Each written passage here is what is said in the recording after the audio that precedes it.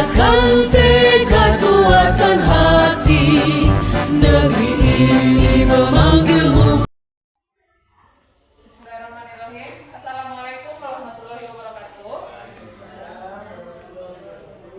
Puji dan syukur marilah sama-sama kita ucapkan kehadiran Allah Subhanahu wa taala yang telah melimpahkan rahmat dan nikmat-Nya kepada kita bersama sehingga kita dapat berkumpul dalam rangka diseminasi budaya positif, penyebaran pemahaman dan penerapan budaya positif di UPTD SD Negeri 01 Balai Panjang.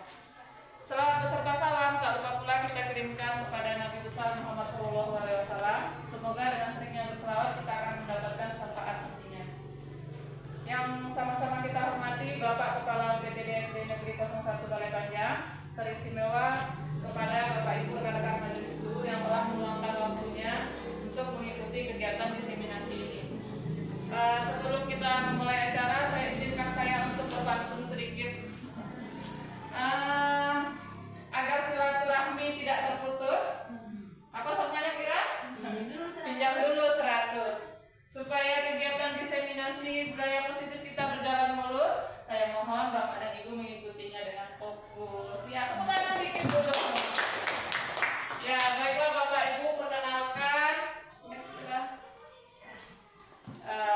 Perkenalkan di sini masih dalam rangka kegiatan pendidikan program guru penggerak dengan fasilitator Ibu Indah Tuanti Mugianti dan Ibu pengajar praktek Ibu Sahelma. Bismillah. Saya sebagai CGP Angkatan 10 Kabupaten 50 Kota. Adapun materi kita pada penyebaran budaya positif kali ini terlihat materinya begitu padat ya Bapak Ibu. Ada 7 materi pokok. Yang pertama perubahan paradigma belajar, yang kedua disiplin positif, yang ketiga kebutuhan dasar manusia, yang keempat motivasi perilaku manusia, yang kelima posisi kontrol, restitusi, keenam keyakinan kelas, dan yang terakhir segitiga restitusi.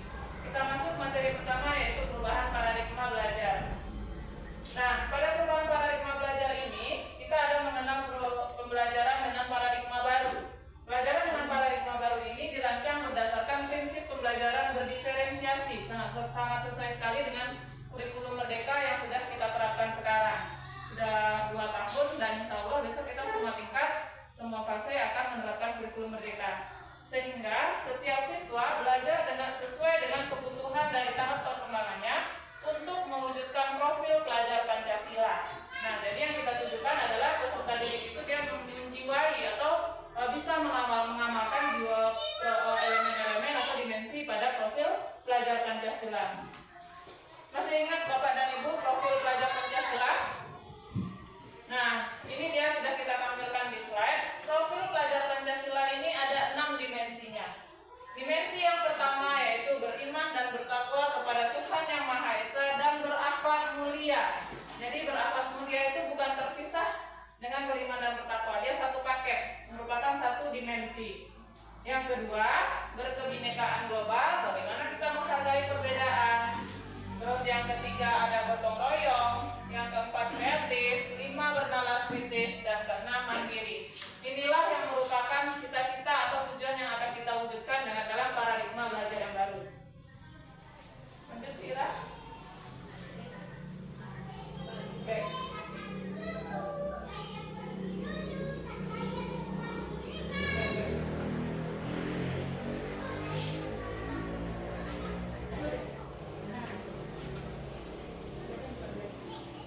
Yang selanjutnya yaitu materi tentang disiplin positif. Pernahkah Bapak Ibu mendengar disiplin positif? Nah, pernah. Samakah disiplin positif itu dengan disiplin yang sering kita laksanakan di sekolah?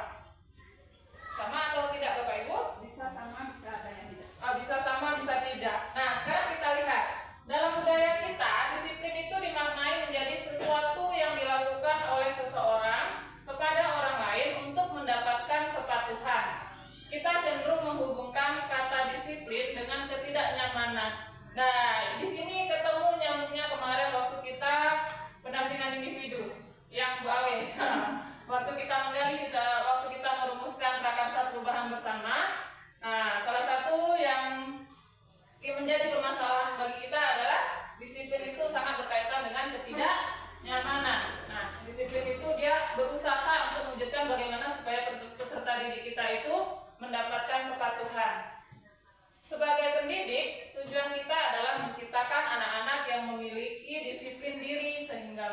berperilaku dengan mengacu pada nilai-nilai kebajikan universal.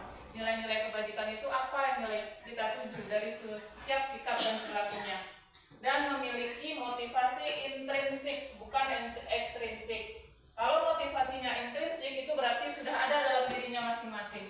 Kalau ekstrinsik itu motivasinya masih berasal dari luar. Nah, sedangkan di sini kita ada mengenal disiplin positif. Pada platform Merdeka Mengajar kita juga ditujukan dengan topik disiplin positif ini. Disiplin positif merupakan salah satu cara penerapan disiplin yang bertujuan untuk menumbuhkan kesadaran dan memberdayakan anak untuk melakukan sesuatu tanpa sogokan, tanpa ancam-ancaman maupun hukuman. Nah, di sini sudah terlihat bedanya antara disiplin dengan disiplin positif. Kalau disiplin tujuannya untuk mendapatkan kepatuhan sehingga anak merasa tidak nyaman. Sedangkan kalau disiplin positif ini merupakan salah satu upaya kita untuk mewujudkan disiplin. Tapi istimewanya di sini, disiplin positif itu dia menumbuhkan kesadaran. Jadi dia sudah mempunyai motivasi intrinsik. Nah, di sana kita tanpa peserta didik melakukan disiplin itu tanpa harus kita suruh-suruh, tanpa harus diancam. Awas ya, kalau tidak buat PR nanti dihukum. Nah, kalau kita seperti itu berarti kita belum menerapkan disiplin positif. Nah, dalam disiplin positif juga hukuman itu diminimalisir. Nah, kita lanjut dulu, Bira. Nah, budaya positif yang ini contohnya penerapan budaya positif yang ada di sekolah kita. Nah, contohnya ini ada merumuskan keyakinan kelas. Ini contoh keyakinan kelas yang sudah dirumuskan. Itu merupakan salah satu program untuk mewujudkan disiplin positif tadi. Dengan adanya keyakinan kelas seperti yang ini ya Bu ya. Nanti kita juga akan membahas tentang keyakinan kelas. Nah, dengan adanya disiplin positif, kita akan mudah untuk menciptakan budaya positif yang ada di satuan pendidikan kita. Nah, itu di sana contohnya kita ada kegiatan gotong royong. Ini menunjukkan nilai-nilai religius saat anak berdoa. Nah, ini budaya antri. Nah, yang terakhir itu contoh pengintegrasian teknologi dalam pembelajaran seperti visi kita kemarin. Lanjut, materi selanjutnya adalah kebutuhan dasar manusia. Kebutuhan dasar manusia ini hal-hal apa saja yang mendasari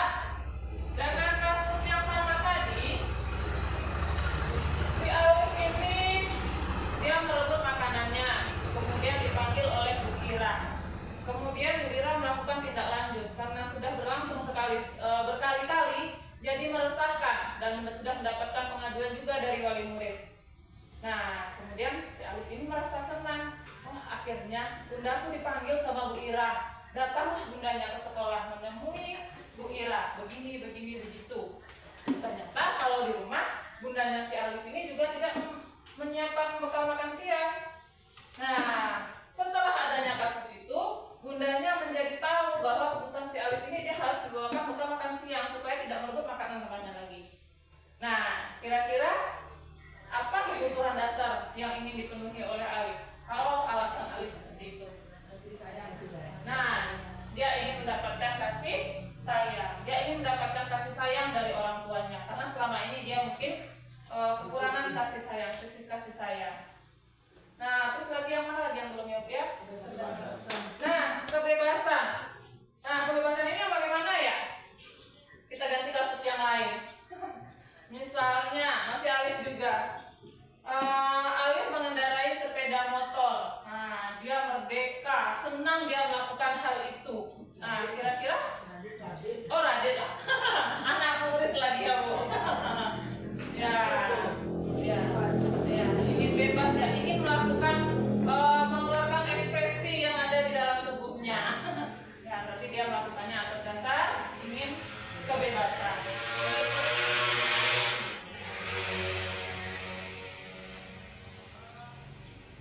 Nah, ada sedikit kuis tentang kebutuhan dasar, tapi ini kuisnya belum interaktif. Nanti di akhir sesi kita mengadakan evaluasi yang Bapak Ibu. Soalnya sedikit saja, simpel-simpel saja. Boleh tolong dibantu membacakan soal, Bapak Ibu? Bu Ira bisa? Yang kelas ya Bu Ira? Bimo seorang anak TKB, lalu berlari keluar kelas menuju jalan raya di depan sekolahnya yang ramai dengan kendaraan.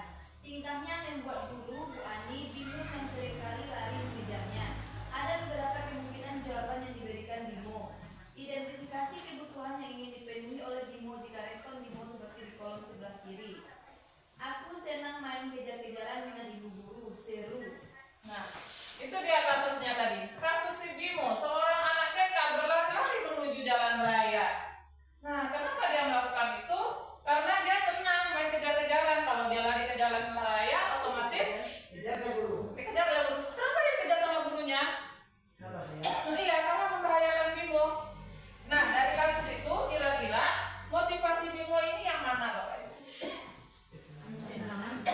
Iya, kesenangan. Sudah ada kata kuncinya ya, Bu? Nah, aku senang. Berarti dia ingin memenuhi kebutuhan dasar kesenangan. Lanjut, Bu. Soal kedua, Bu Eti. Dinda anak kelas 3 SD.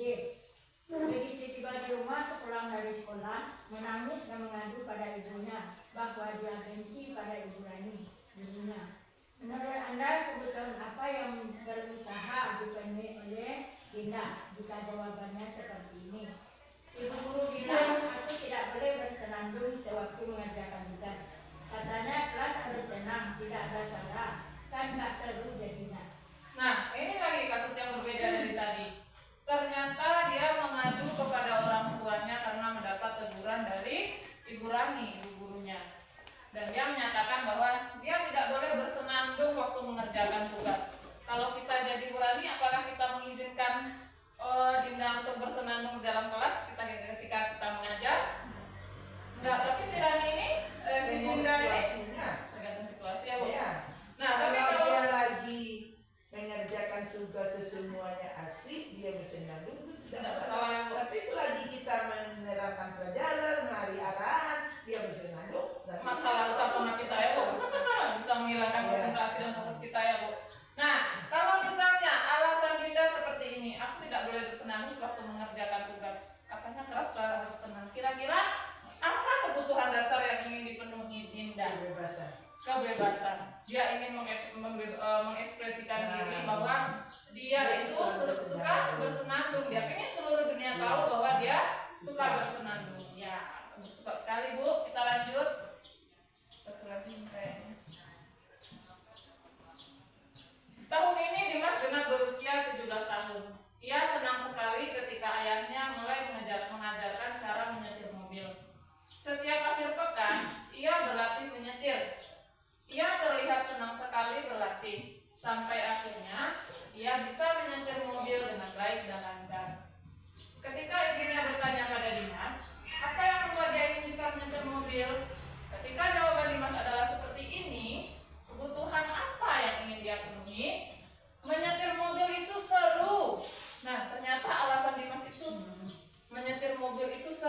Berarti kira-kira menurut kita kebutuhan dasar apa yang ingin dipenuhi oleh Dimas?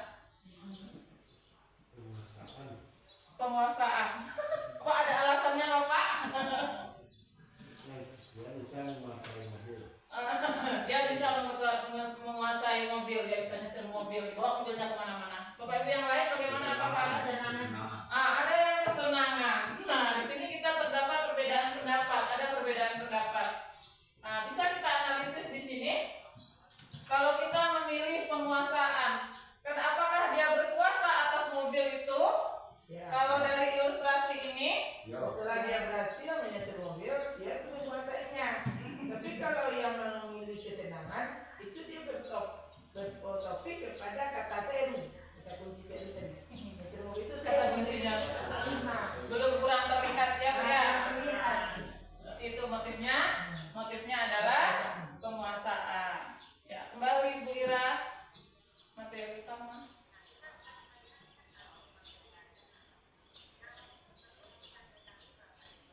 Lanjut kita poin keempat, yaitu motivasi perilaku manusia. Motivasi itu merupakan dorongan yang timbul pada diri seseorang secara sadar atau tidak sadar untuk melakukan tindakan dengan tujuan tertentu. Ada 3 motivasi manusia. Yang pertama, menghindari ketidaknyamanan dan hukuman. Di sini, murid melakukan disiplin diri karena takut dihukum. Dan ini merupakan motivasi intrinsik, belum berasal dari dirinya sendiri. Yang kedua, menghargai nilai-nilai kebajikan diri sendiri. Murid melakukan disiplin diri karena sadar akan nilai kebajikan dirinya. Ini merupakan motivasi intrinsik. Berarti murid kita sudah sadar, memiliki kesadaran dari dalam dirinya sendiri untuk melakukan tindakan disiplin positif. Yang ketiga, mendapatkan imbalan atau penghargaan dari orang lain. Di sini murid melakukan disiplin diri karena ia ingin mendapat imbalan. Nah, di sini motivasinya masih ekstrinsik. Dari ketiga motivasi ini, manakah yang sebaiknya ada pada diri peserta didik kita saat ini sesuai dengan paradigma perubahan belajar saat ini? Yang kedua, menghargai nilai-nilai kebajikan.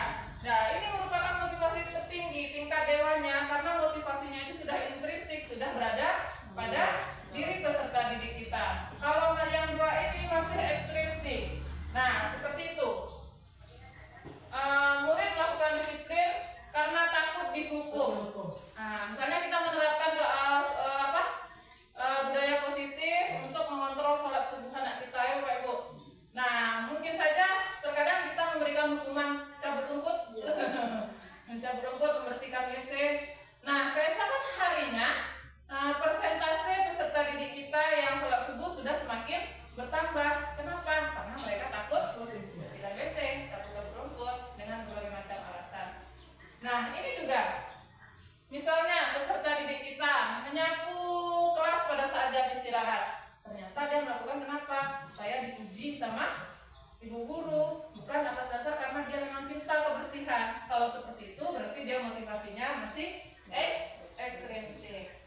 Nah, bagaimana dengan yang motivasi intrinsik? Dia sudah menyadari akan nilai-nilai kebajikan yang ada di dalam dirinya. Misalnya, ada kalanya peserta didik kita menemukan uang terjatuh di halaman sekolah. Tidak ada yang melihat. Kemudian dia menyerahkannya kepada bapak dan ibu guru. Kenapa dia melakukan itu? Ya, karena dia sudah menyadari dalam dirinya pentingnya kejujuran.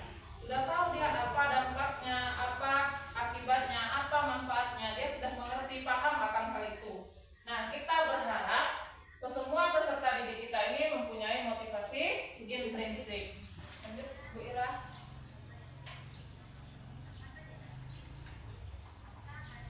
Dalam konsep disiplin positif, kita mengenal adanya pendekatan restitusi, merupakan yang seperti yang sudah disinggung tadi ya Bu ya. Salah satu upaya untuk mewujudkan disiplin positif pada murid. Nah, kita bisa melakukannya dengan pendekatan restitusi. Pendekatan restitusi ini kita menciptakan kondisi bagi murid untuk memperbaiki kesalahan sehingga mereka bisa kembali pada kelompok mereka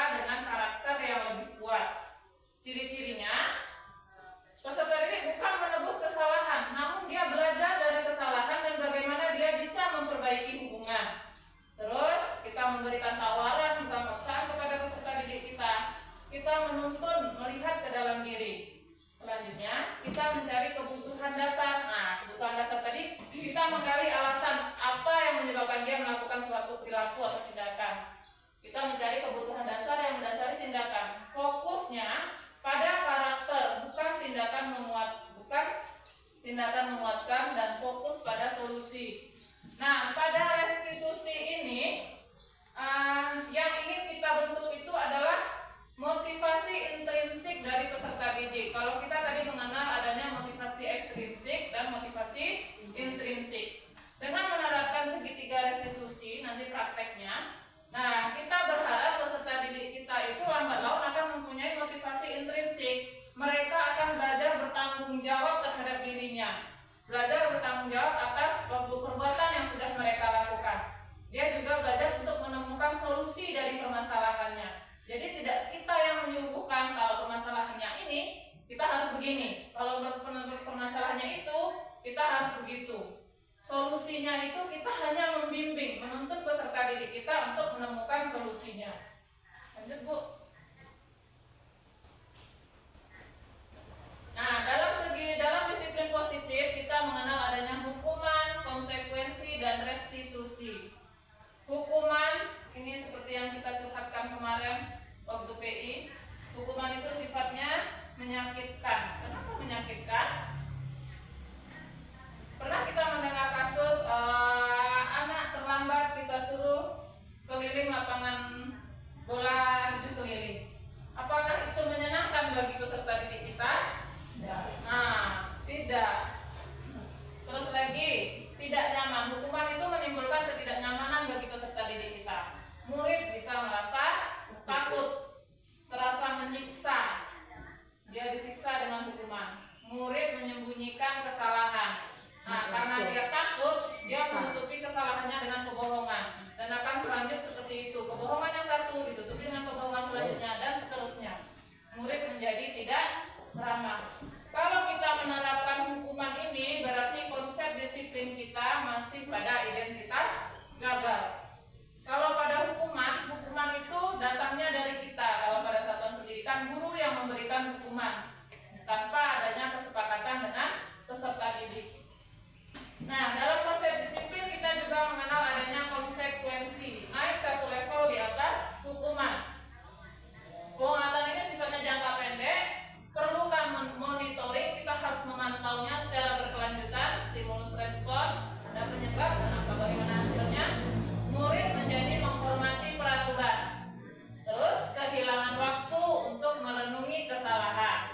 Misalnya, ini saya juga pernah menerapkan memberikan konsekuensi, tapi masih tidak logis. Misalnya anak tidak sholat, terus apa yang harus kamu lakukan? Nah, disepakati sama peserta didik kita. Cabut rumput, Bu. Apakah ada hubungannya antara anak tidak sholat dengan mencabut rumput? Nah, tidak ada hubungannya, tidak ada korelasinya. Tapi di sana konsekuensinya itu datangnya dari peserta didik kita, bukan kita yang memberikannya. Nah, disitulah konsekuensi. Kalau hukuman tadi, peserta didik kita tidak sholat subuh, kamu bersihkan WC ya, kamu cabut rumput ya. Siapa yang menyuruh untuk membersihkan WC? Guru. Nah, siapa yang suruh cabut rumput? Guru. Apakah itu tertera di peraturan sekolah kita? Tidak. Apakah ada hubungannya antara tidak sholat dengan membersihkan WC? Apakah dengan membersihkan WC nanti dia akan tobat jadi rajin sholat subuh? Tidak ada. Nah, itu kalau hukuman. Nah, itu sudah mulai mengarah pada identitas sukses. Yang terbaik di antara ini adalah konsep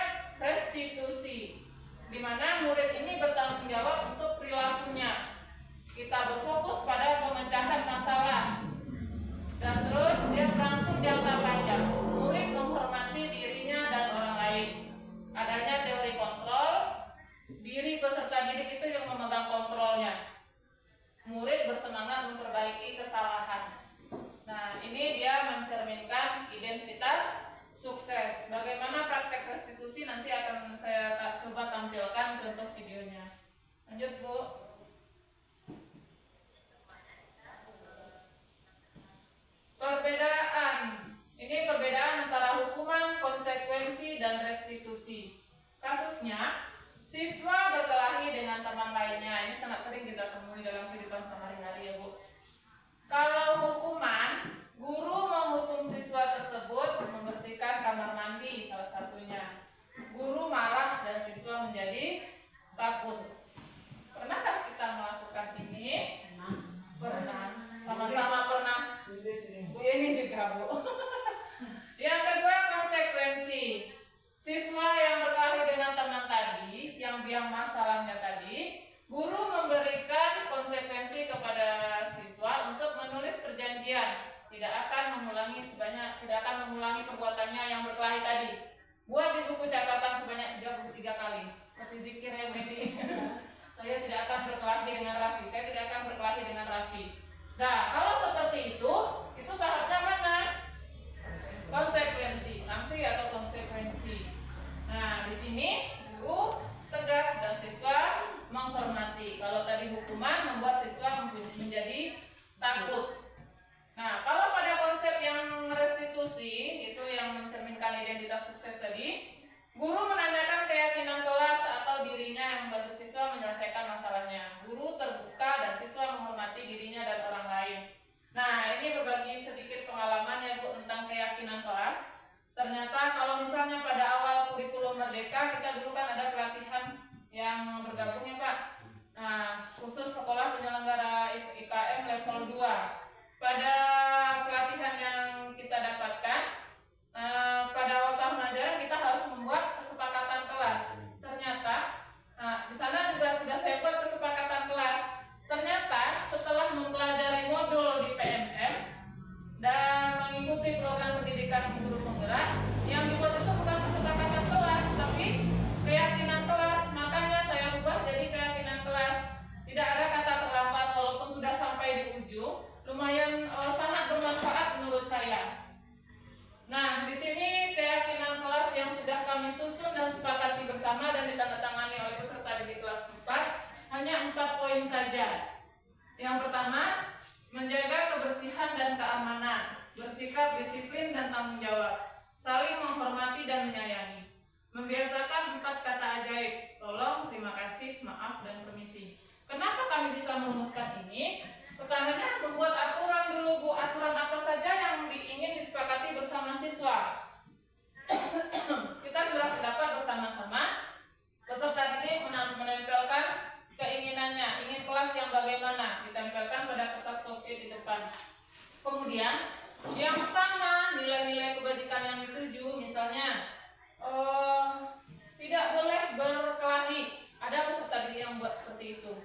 Jika ada peserta didik kita yang memunculkan kalimat negatif, kita ubah itu dulu menjadi kalimat positif. Kalau tidak boleh berkelahi, seharusnya kalimat positifnya itu apa? Ya, misal boleh, harus bersabar, harus menjaga kerukunan dengan teman, saling menghormati. Atau ada juga yang anak kelas 4 yang membuat tidak boleh buang sampah sembarangan. Nah, di sini saya membimbing peserta didik untuk mengarahkannya menjadi kalimat positif. Kalau kita tidak boleh buang sampah sembarangan, coba kita ubah lagi kalimatnya jadi kalimat positif. Apa yang seharusnya kalau kita tidak boleh buang sampah sembarangan? Berarti kita harus membuang sampah pada tempatnya. Nah, itu sudah menjadi kalimat positif. Nanti semua kalimat positif itu disatukan yang mengarah pada satu nilai kebajikan. Misalnya, yang harus membuang sampah pada tempatnya, menjaga kebersihan kelas atau piket kelas. Ada yang membuat seperti itu. Ada yang membuat tidak boleh mencoret-coret meja, harus membersihkan papan tulis. Itu diarahkan. Kira-kira nilai kebajikan apa yang dituju dari perbuatan itu? Yang dari sampah tadi, yang dari piket, yang coret-coret meja, yang bersihkan papan tulis. Disepakati menjadi satu nilai kebajikan universal. Nilai kebaikan yang sifatnya global, lebih banyak lagi yang dicakup. Kira-kira nilai apa yang ingin diwujudkan? Iya, bagus Pak sekali Bu. Nilai kebersihan. Nah, di sana peserta didik sepakat bahwa menjaga kebersihan itu diangkat menjadi satu keyakinan kelasnya. Jadi, kalau misalnya ada di antara temannya yang membuang sampah sembarangan, Bu melanggar, bahkan peserta didik juga sudah mengingatkan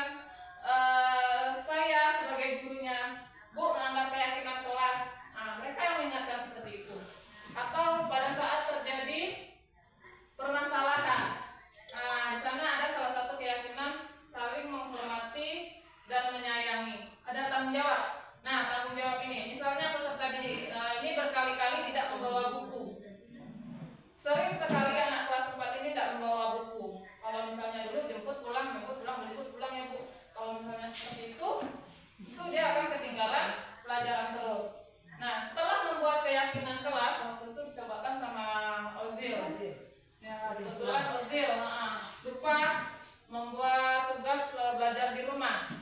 Nah, tanyakan apa alasannya Zil? Lupa Bu, padahal Ozil hari itu dia di hari H pemberian tugas dia sudah berencana akan menyelesaikan tugas, tapi ternyata dia lupa. Nah, sudah digali ternyata alasannya lupa. Kemudian ditanyakan kepada Ozil, Ozil kenapa Ozil tidak mengumpulkan tugas? Lupa Bu, beneran lupa. Nah, katanya dia, berarti dia memang lupa. Nah, kira-kira apa yang Ozil lakukan itu apakah sudah sesuai dengan keyakinan kelas? Nah, dia ingat karena dia ikut merumuskan keyakinan kelas, perbuatannya itu tidak sesuai dengan keyakinan kelas. Keyakinan kelas mana yang Ozil langgar? Tanggung jawab Bu. Nah, lantas apa yang harus Ozil lakukan untuk memperbaiki kesalahan ini? Kemudian saya membimbing Ozil supaya menemukan solusi dari permasalahannya. Kalau dibuat sekarang tidak mungkin. Nanti Ozil buat besok pagi dikumpul, boleh Bu? Begitu kata Ozil. Dia yang menawarkan solusinya. Ya boleh. Ternyata besok paginya sudah ada di meja sini tugas Ozil yang terlambat. Nah, dan Ozil juga berjanji untuk tidak mengulanginya lagi. Efektivitasnya mungkin belum terlihat karena setelah itu kita sudah ujian, jadi belum terlihat konsistennya. Tapi menurut pengalaman yang sudah saya lakukan, keyakinan kelas ini memang sangat berguna. Itu merupakan salah satu bagian dari restitusi. Lanjut Bu. Nah, ini sekarang kita menetapkan mana yang merupakan hukuman, mana yang merupakan konsekuensi. Yang pertama, Bu Awe, bantu baca Bu Awe. Mencatat 100 kali di dalam buku kalimat saya tidak akan terlambat lagi. Karena terlambat ke sekolah, ini karena terlambat ke sekolah. Harus mencatat 100 kali dalam buku kalimat saya tidak akan terlambat lagi, saya tidak akan terlambat lagi. Kira-kira itu termasuk hukuman atau konsekuensi? Iya. Kalau mereka sudah sepakat, kalau disepakati itu termasuk konsekuensi. Tapi apabila kita memberikannya, kamu terlambat lagi, tiap hari kamu aja yang terlambat terus. Catat di buku sekarang juga 100 kalimat. Nah, kalau seperti itu itu berarti kita sudah memberikan hukuman. Nah, yang kedua, membersihkan coretan yang dibuatnya di meja tulis. Nah, membersihkan coretan, peserta didik kita mencoret-coret meja. Kemudian dia membersihkannya, harus membersihkannya kembali. Kira-kira hukuman atau konsekuensi? Adakah korelasi yang logis? Adakah hubungan yang logis antara mencoret-coret meja dengan membersihkan kembali bekas coretannya? Ya, berarti itu sudah termasuk sanksi atau konsekuensi. Nah, dia mulai belajar bertanggung jawab. Yang ketiga, murid diminta untuk push up 15 kali karena tidak menggunakan masker ke sekolah. Yang tidak dipakai masker, hukumannya push up. Kira-kira apakah ada korelasinya? Tidak ada, berarti itu termasuk hukuman. Menggantikan kertas tugas teman yang telah dicoret-coret. Kira-kira ini termasuk apa Bu? Konsekuensi. Ya, dia bertanggung jawab sebagai konsekuensinya karena sudah mencoret-coret tugas temannya, dia harus mengganti. Nah, misalnya kita mematahkan pensil teman, kita harus menggantikan pensil teman. Berarti itu sudah konsekuensi.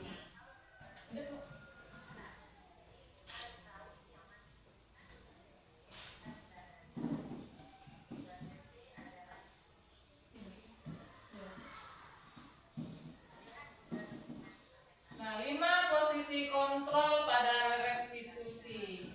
Nah, sebagai pendidik, ternyata posisi kita itu ada 5. Ada sebagai penghukum, ada sebagai pembuat rasa bersalah, sebagai teman, sebagai pemantau, dan sebagai manajer. Ternyata dalam pendidikan juga ada manajer. Nah, kalau melihat judul-judulnya saja, kira-kira Bapak Ibu sudah memahami belum? Sudah tahu belum posisi kita kira-kira selama ini di mana?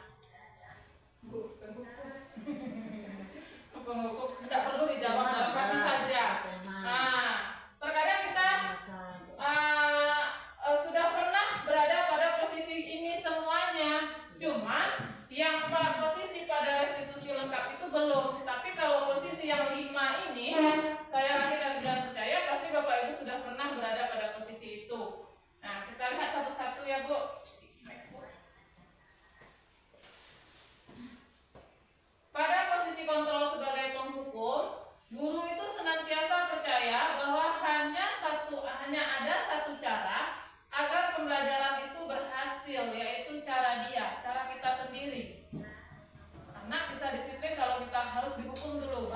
aturan disiplin. Contoh kasusnya, peserta didik bertengkar dengan teman. Nah, kemudian guru berkata, patuhi aturan di sekolah, lalu berdiri di lapangan. Nah, itu contoh kasus pertama. Contoh kasus kedua, peserta didik lambat mengerjakan tugas. Selalu saja kamu lagi yang tidak buat, kamu lagi yang tugasnya tidak selesai, kamu lagi yang tugasnya lambat mengumpulkan. Nah, kalau seperti itu berarti posisi kita itu masih pada level penghukum. Hukuman itu datangnya dari guru, tidak ada kesepakatan antara guru dengan murid. Hanya kita saja yang memberikannya. Itu kalau penghukum. Lanjut Bu Ira, posisi kedua yaitu pembuat rasa bersalah. Nah, kalau pada posisi pembuat rasa bersalah, murid akan memiliki penilaian diri yang buruk tentang diri mereka sendiri. Mereka merasa tidak berharga dan telah mengecewakan orang-orang yang disayanginya. Contohnya, saat melihat peserta didik tidak sholat, ibu kecewa kali lah sama Alif. Masa ya Alif terus yang tidak sholat? Gimana lagi, kapan harus mau sholat? Gimana coba nanti kalau Bunda Alif tahu masalah ini, kira-kira gimana? Nah, terus berapa kali ya ibu harus memberitahu kamu? Nah, kalau kalimat kita seperti ini, kita sudah sedikit di atas tadi posisi sebagai penghukum. Tapi pada posisi ini kita membuat murid itu merasa kecewa nanti dengan orang-orang yang disayanginya. Dia juga merasa tidak berharga. Nah, kita menumbuhkan kalimat kita itu menumbuhkan rasa bersalah. Sama dengan di rumah pun sebelum mempelajari ini, mungkin masih sekarang ada juga ya, kalau kita kepada anak mungkin menerapkan juga posisi pembuat rasa bersalah untuk menimbulkan kepatuhan kepada kita. Memangnya adik tak sayang sama mama, tidak mau sholat tuh. Nah, kalau seperti itu berarti kita masih pada posisi kontrol sebagai pembuat rasa bersalah. Lanjut Bu, pada posisi yang ketiga. Dalam konsep disiplin ada lagi posisi guru itu dia menempatkan dirinya sebagai teman. Nah, kalau bersifat sebagai teman, ini gurunya sudah persuasif, artinya mengajak. Namun hal negatifnya ada dari posisi teman ini. Apabila suatu saat nanti gurunya tidak membantunya, maka murid akan kecewa terhadap guru dan berkata, saya pikir ibu teman saya, ternyata tidak. Nah, contohnya, ayo bantulah demi ibu. Ayo cepatlah buang sampahnya, masa nggak sayang sama ibu? Nah, seperti itu. Ingat nggak bantuan ibu selama ini? Nah, kalau seperti itu berarti posisi kontrol guru sebagai teman. Lanjut Bu, posisi kontrol yang keempat, yaitu sebagai pemantau. Nah, kalau posisi kontrol sebagai pemantau, di sini guru sangat mengandalkan perhitungan catatan dan data yang dapat digunakan sebagai bukti atas perilaku peserta didik. Nah, ini pengalaman juga bagi kita bersama juga ya Bu. Kita catat data anak yang tidak sholat subuh, apakah ada kemajuan atau enggak. Nah, saya juga begitu, posisi catatan anak yang tidak buat tugas, catatan anak yang nggak bawa buku, catatan anak yang terlambat. Datanya lengkap, judulnya untuk barang bukti, untuk dokumentasi itu pasti diperlukan. Kalau pada posisi itu berarti kita menempatkan diri sebagai pemantau. Nah, posisi yang selanjutnya yaitu sebagai manajer. Nah, posisi sebagai manajer ini diterapkan dalam praktek restitusi. Contoh kalimatnya, apa yang kita yakini, yang kita sepakati bersama? Apa yang akan kamu lakukan untuk memperbaiki masalah ini? Pada posisi ini, peserta didik bisa menjadi pribadi yang mandiri, merdeka, dan bertanggung jawab, serta menemukan solusi dari permasalahannya. Nah, dari 5 posisi kontrol itu, kira-kira mana yang berada pada level yang sedikit lebih tinggi dari yang lain? Mana yang terbaik untuk kita terapkan? Nah, teman Bu. Yang mana? Ada yang manajer, ada yang teman. Kira-kira mana yang paling tepat?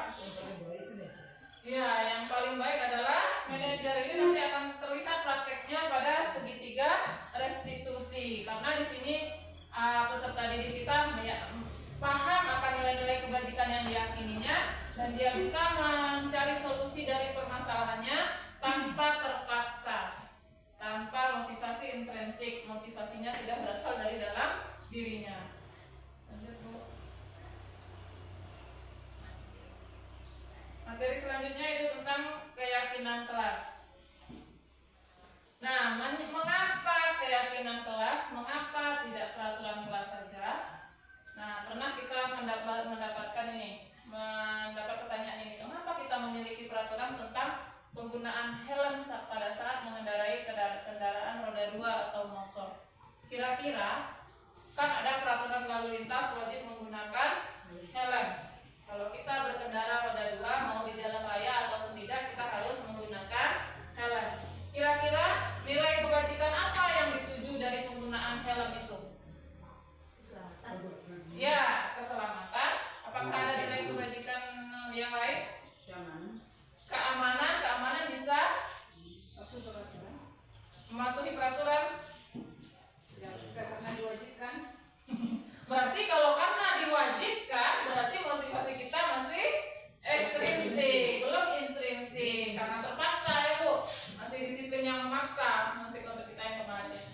Nah, sekarang yang selanjutnya, mengapa kita memiliki peraturan harus membuang sampah pada tempatnya? Kira-kira nilai kebajikan apa yang dituju dari aturan membuang sampah pada tempatnya itu? Cinta kebersihan. Ada lagi nilai kebajikan lain? Keindahan. Nah, ada lagi? Kira-kira kalau lingkungan bersih, lingkungan kotor, ada ya, nilai kesehatan. Nah, jadi itu nilai keyakinan kelas itu kita butuhkan untuk supaya banyak aturan-aturan yang bisa tercover dengan adanya keyakinan itu. Misalnya, yang mencintai kebersihan itu, piket sudah termasuk di sana, menjaga kebersihan sudah masuk, nyiram bunga nanti, buang sampah. Nah, itu juga sudah termasuk pada nilai keyakinan kelas kita. Jadi nilai keyakinan kelas, satu nilai kebajikan, satu nilai keyakinan kelas itu bisa mengcover beberapa buah peraturan.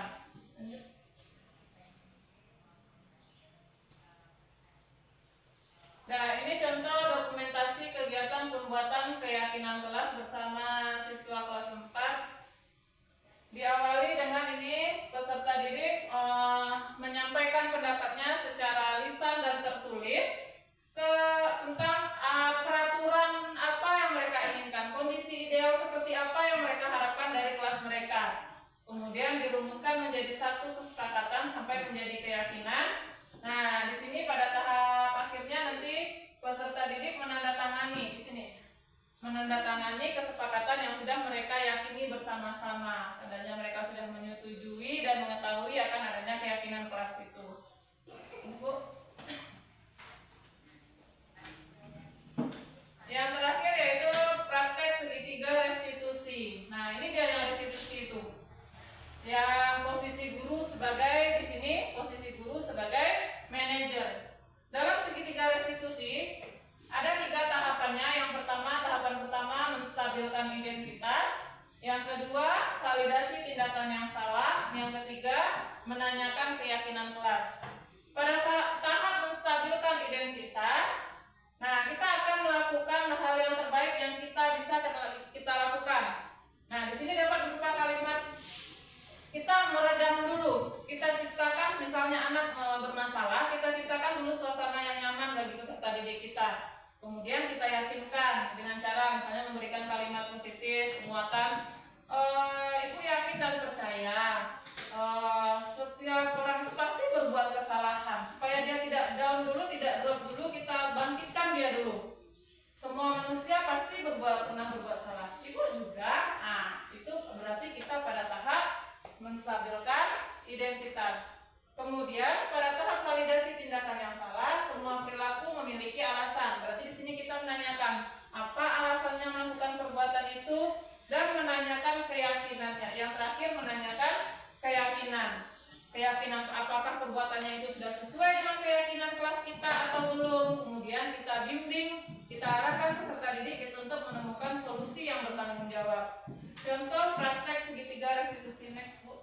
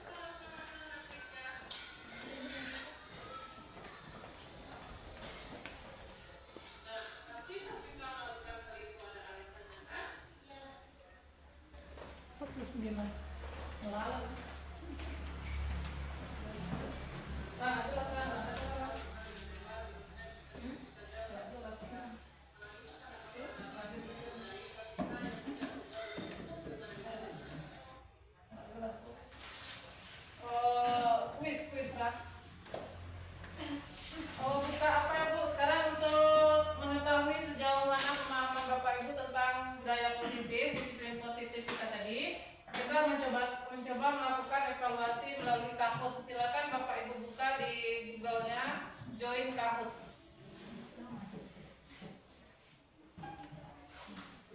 Ya, start. Ya, betul ya. Terus video yang oh, ya, terus.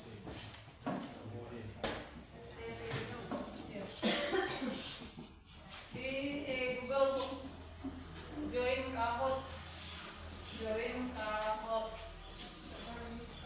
Nah, masukkan nanti pinnya Bu. Yang join Bu.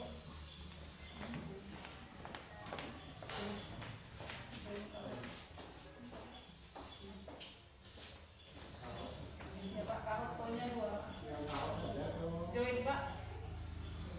Tetap lagi ya.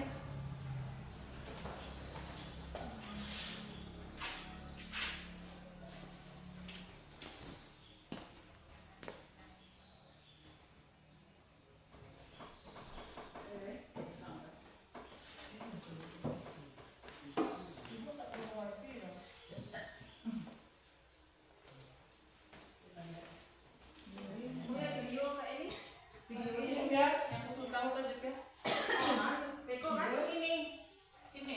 Gimpilnya ya. Nah, masukkan itu Bu, 528. Oh yang tuh. Nah ya. Lagi Kahoot.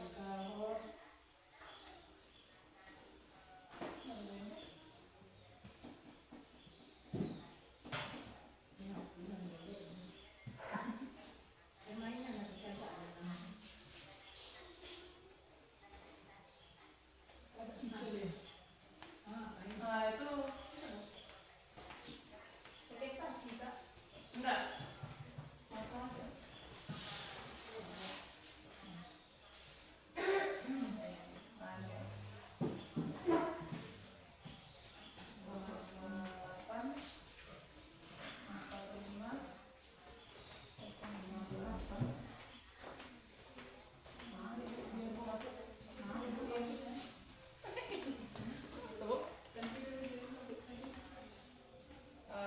HLI udah masuk.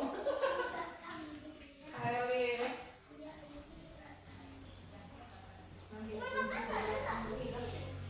Kunci apa? Tinggal di sini. sini. Gimana Arifah? Arifah aja masuk.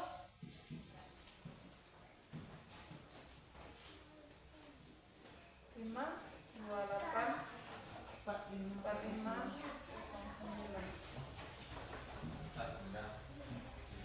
Nama panggilannya? Enggak apa-apa.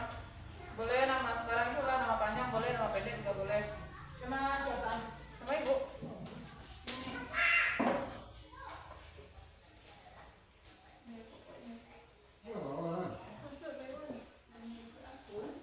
Enggak itu Bu, langsung kita langsung main aja. Kalau itu Ibu buat kamu itu. Langsung aja tuh. Enggak, Bapak udah masuk Pak. Nunggu soal lagi Pak. Mbak Omi belum masuk.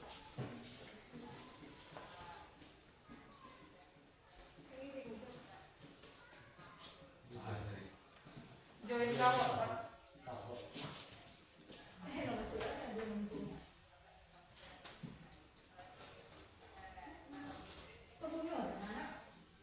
Bentar ya Surah, dikit lagi Surah.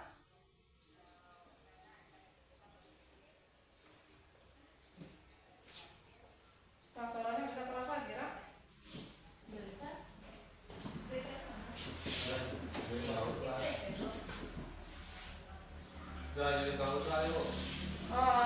Enter game Pak.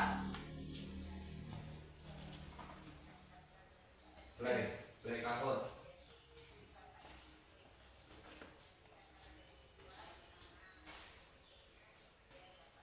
Nah, pin Pak. 528 528 4509 masuk. Nah, terus nama Pak. Siapa tadi?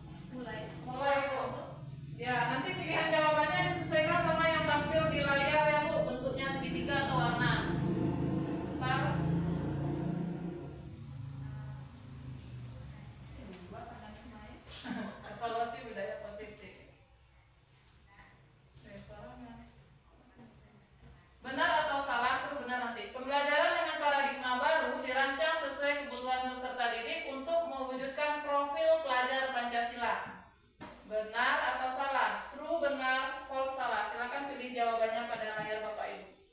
True atau false? Ya, ini nilainya terbenar dan tercepat. Itu yang poinnya paling tinggi. Jadi kita harus cepat di sini. Kalau dalam kahut tidak laku, biar lambat asal selamat. Cepat dan tepat. Benar atau salah, Bu? Benar, true, salah, false.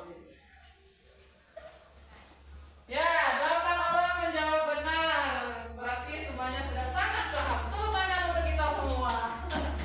Next, Bu Ira, pertanyaan kedua. Nah, lihat poinnya dulu. Oh, yang tertinggi Bapak. Bapak terbenar dan tercepat. Nah, lanjut Bu Ira.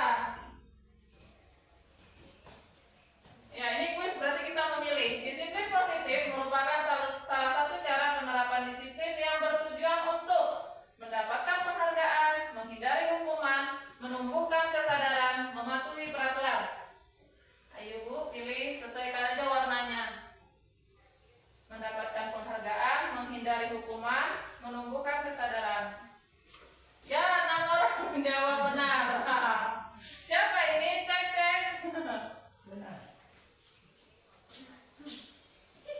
Ya, baik. Nggak mau kalah cepat dia lagi. Next. Ya Bu, wah, harus ganti HP lagi Bu, TV1. Lanjut pertanyaan ketiga. Benar atau salah? Hukuman merupakan konsep disiplin dengan identitas gagal. True, benar, false, salah. Hukuman identitas gagal.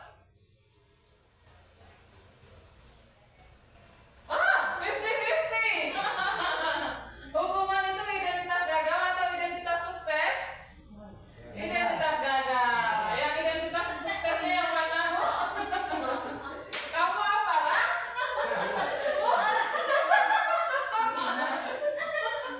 Sukses Mira dengan hukuman. Kembali lagi murah pelajari modul. Bu Awe pemimpin. Ya, melejit Bu Awe. Ya, jadi hukuman itu merupakan identitas gagal. Ya, benar.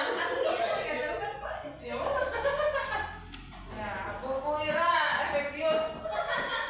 Kuis, motivasi intrinsik yang mendorong perilaku manusia. Mana yang termasuk motivasi intrinsik? Menghindari ketidaknyamanan dan hukuman, menghargai nilai-nilai kebajikan diri sendiri, mendapatkan imbalan atau penghargaan dari orang lain. Semua jawaban benar. Yang intrinsik, yang dari dalam diri.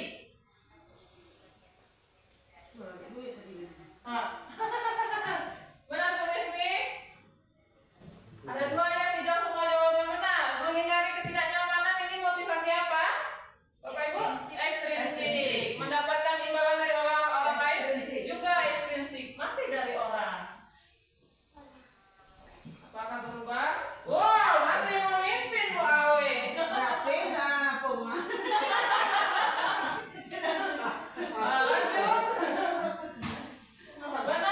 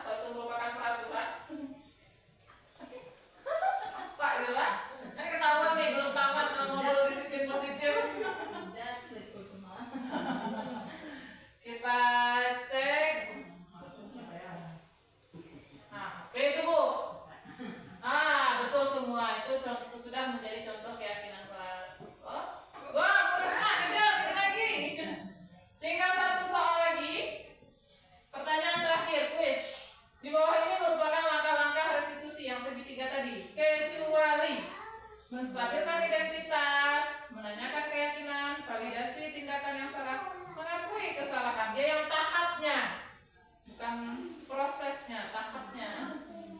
Dia ada 3 tahapannya tadi. 1, 2, 3. Dari sana. Ada? Ada. Mengakui kesalahan. Ya. Iya. Ada yang bukan, kecuali ya. Ya, kecuali ya. Kecuali dia mengakui kesalahan. Itu sudah termasuk ke dalam bagian ketiga itu. Ya. Ya, kita cek siapakah pemenangnya. Juara 3. Itu Yani. Juara Isma. Pia Solot ya, juara Pia. Solot Pia.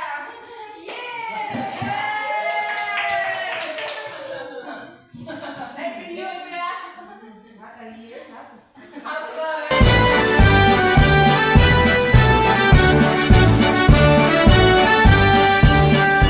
Bulatkan tekad, kuatkan hati.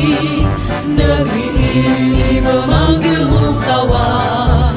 Belajar bergerak berbagi untuk negeri.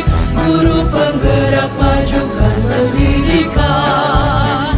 Guru penggerak menghamba pada murid. Kreatif rancang pembelajaran. Hargai potensi, tingkatkan prestasi. Lahirkan profil pelajar Pancasila. Belajar bergerak berbagi untuk negeri. Kita menjalin kolaborasi. Belajar bergerak berbagi untuk negeri. Demi bakti pada Ibu Pertiwi.